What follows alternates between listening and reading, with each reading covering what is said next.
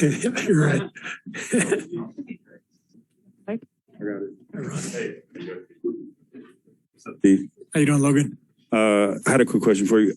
With these two games, obviously you guys are two of the best teams in the Western Conference, but how do you gauge two regular season games in December with a team you probably think might be there down the line, but it's so early? How do you gauge these two games in December right now? Yeah, you don't worry about anything down the line. You know, you just figure out a way to try to win this game, and with full awareness that both teams will probably look different. You know, obviously Booker's out for them, and you know, who knows when Klay's coming back, whether it's you know, later on in the year or whatever, but Klay will make us look different. So will Andre, so will James. So you don't worry too much about any of that stuff. You just try to win the game. I guess what I was trying to ask is how much of a measuring stick game is this? I didn't want to go the corny way, you know, like the cliche way, not the corny way. But how much of this is these two games are measuring stick games for the season? I mean, they've won 19 straight games. I mean, that's almost impossible to do. So they're a great team. They're the defending Western Conference champs for a reason. They're really good. So from that perspective, yeah, we're excited to see where we are right now. I guess with a short-term view, what do you think about the uniqueness of the top two teams playing each other in a rematch just 3 days?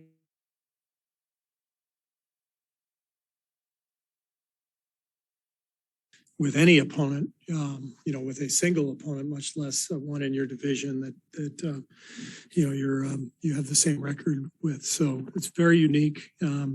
I think it's good for us because Phoenix defended us better than anybody's defended us all year.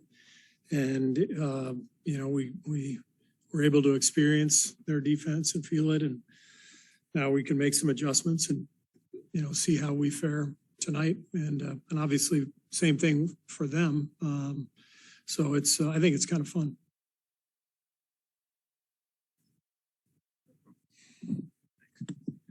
Steve, this obviously starts 4 games in a row at home. How much of an impact, you know, obviously no crowds last year, to have the crowds back, how much of an impact and advantage is that? I heard, you know, I saw where you said in Phoenix it was a big deal, just sort of the atmosphere.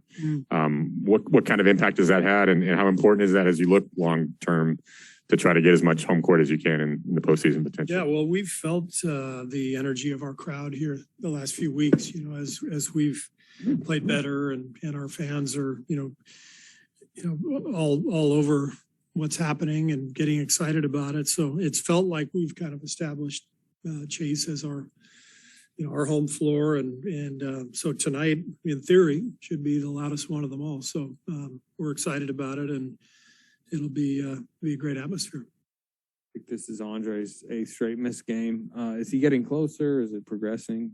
Well, progressing.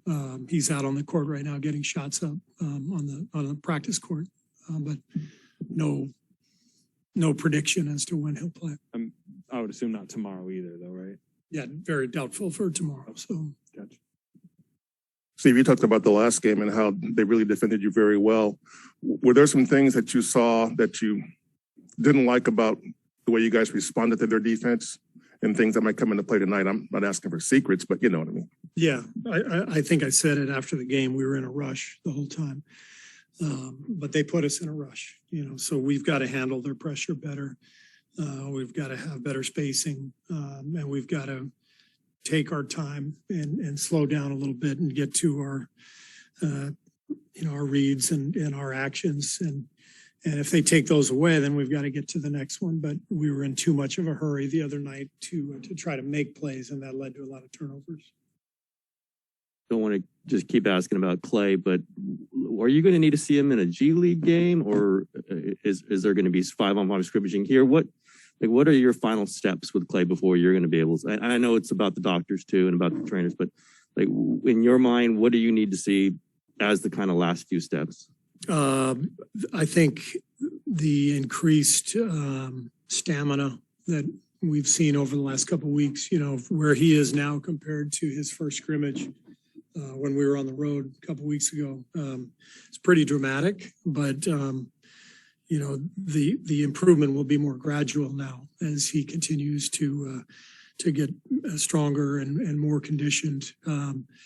But these last, few weeks will be probably tougher for him in a lot of ways, mentally and physically, just because maybe the improvement won't be quite as dramatic. But after 2+ years off, he needs to play day after day after day and build up that stamina and that endurance. And that's what we're looking for the next few weeks. You said a couple months ago he would return at a home game. Does that remain? He will come back here. That's the plan, so I guess, we'll see, but that's the plan. If it doesn't happen, am I in trouble? Maybe more with him. I don't know. I'll blame Raymond. I'm sorry. I know scrimmages are controlled, but how much did Klay play generally in that one down in Santa Cruz? Did he play the full scrimmage? Did he have to sit? I mean, just generally, was he almost like playing in a game in that one? I think they played 4-minute stretches, and then down for 2 minutes, and then got right back into a 4-minute stretch and down for a couple minutes, and they did that over and over again. So he was getting repeated 4-minute runs, and with rest in between, and so that will be something that he's going to have to go through over the next few weeks. Is longer stretches, whatever the training staff decides. This is all scientific now. So whatever the training staff decides, however best to build him up so that his endurance and his strength and his conditioning is all at an optimum level, that's what they're going to do. Steve, Gary Payton had a +17, I think, in 15 minutes the other night. I guess 2 questions. How much do you read into the plus minus as a stat? And how would you sort of convey the impact he has on games beyond obviously scoring? Yeah, I mean, I think plus minus over time is really important. And one thing with Gary is he seems to be on the plus side every single night. And I didn't even think he played that well the other night. That wasn't his best game. He would tell you the same thing. And yet he makes an impact because of his athleticism, because of his defense and his versatility. So Gary is proving to be a huge part of what we're doing. And, I think I've told you guys this, but a lot of Gary's impact comes through the right combinations because he's a very unique player. This year's team is much more versatile in our ability to put him in lineups that make sense. And so I've really enjoyed having him and being able to play him as much as we have. And he probably deserves to play even more. Hey, Steve, you talk about how mentally and physically this last stretch for Klay is probably going to be the toughest. You laid out sort of the physical markers. What about how important is it to monitor him mentally during this time? And kind of what do you feel like is your role there? Just checking in with him and, seeing how he's doing and working with him a little bit, on some of the things that I can help him with as opposed to the training staff, things like play calls. And, he's got to make sure he's up to speed on all of our sets and calls because they've changed quite a bit over the last couple of years. So that's a big part of the next few weeks as well. And he and I will spend some time doing that.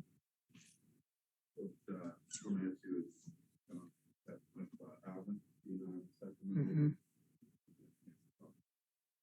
We texted last night, and Alvin's obviously you guys know a great friend and somebody I really cherish, and difficult circumstance for him, for Luke, just for me as an observer because I'm so close with Luke and so is Alvin.